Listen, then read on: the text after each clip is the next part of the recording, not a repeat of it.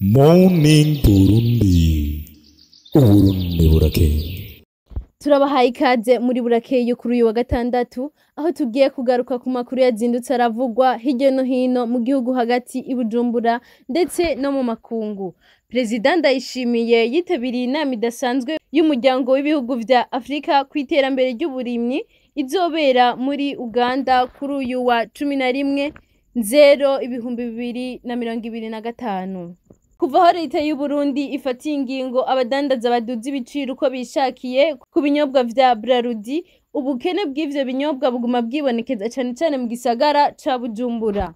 Aho twovuga nko mu Kinama, mu Kamenge hamwe no mu Ngagara, aho abadandaza b'ibinyobwa vya Braludi bamenyesha ko amadepo bari basanzwe baronkamwo ivyo binyobwa ko batakibihabwa neza uko bikwiriye kuva hagati y'ukwezi kwa Kigarama 2024.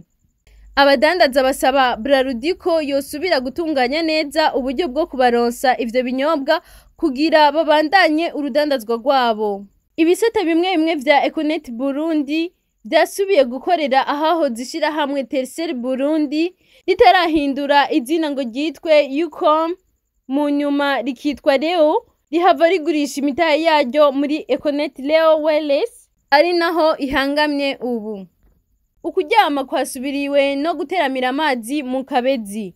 Imyidogo ituruka kw'ikena ry'amazi meza yo kunywa ni myinshi ku baba muri komine Kabezi mu ntara ya Bujumbura. Abo bidoga bemeza ko batakiryama neza kumva zo guteramira amazi mw'ijoro. Abatari bake birigwa n'amabido bari kurondera iyo bayakura. Aho ni mu gihe isoko iri mu Kabezi atani mironka. Thierry Ndayirorere, umuyobozi w'igisata kijejwe amazi muri komine, yemeza ko ico kibazo bakizi. Amenyesha ko kiva kwigwirirana ry'abantu bakenera amazi mu mazu yabo kandi imigende y'amazi itongerekanye. Kugira babasabikanirize bose, uyo muyobozi avuga ko baciye bafata ingingo yo guhereza abantu amazi mu minsi itandukanye, yamara amazi agumaza ari make nk'uko abo bahaba babivuga. Ni mu gihe ayo mazi kugira abashikire afata imetero 24 kuko isoko ryayo risanzwe riri muri komine Mutambu. Faustin Ndikumana arongoye ishirahamwe Parsem aravuga ku vyokorwa kugira igiturire kiranduranwe n'imizi. Faustin Ndikumana abandanya agira ati: kugwanya ibiturire ni ingwano mu zindi. Rero na nambara itagira intumbero. Ndi naho leta yoshiraho umugambi woza urasuzumwa buri mwaka canke buri mezi 6.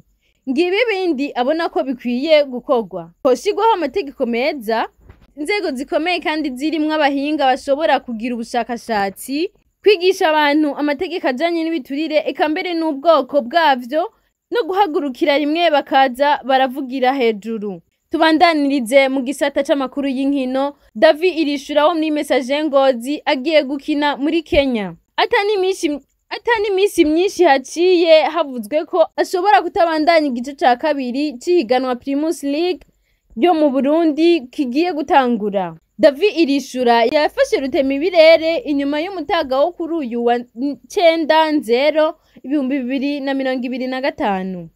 Uwo mukinyi batazira Mbocha akaba yerekeje mu gihugu ca Kenya. Amakuru ava mu bamwegereye yemeza ko uwo nimero 9 wa Messager Ngozi asanzwe avukana n'umunyegori Onesime Rukundo. Agiye gukinira umugwi wa Police FC wo mu gihugu ca Kenya. Uretse ishirahamwe Media Box, hoba hari irindi shirahamwe rigiye kwemegwa gukorana na Starlink. Aho yari yatumiwe mu nama nshingamateka, Leokadi Ndacayisaba, umushikiranganje w'itumatumanako, yamenyesheje ko imangazini Dream House nayo nyene yamenyesheje ko ifise amasezerano yo gukorana n'iryo shirahamwe Starlink ritanga internet. Yerekanywe inyuma y'uko urwego RCT rugenzura ico gisata rutangaje ko ishirahamwe Media Box ari ryo ryonyene rirekuriwe kudandaza ivyuma vya internet ya Starlink, ko kandi abariko barabikora badafise uruhusha bazohanwa.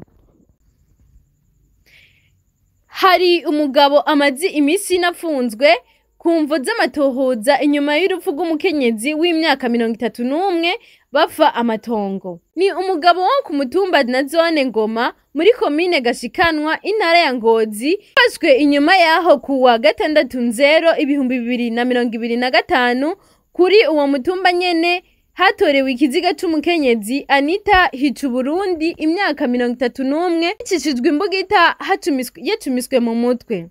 Amatohoza yakozwe n'abajejwe intwaro n'igipolisi yemeza ko uwo mugabo yikekwa gukora ico caha yari asanzwe afitaniye amatati y'amatongo n'uwo muhisi.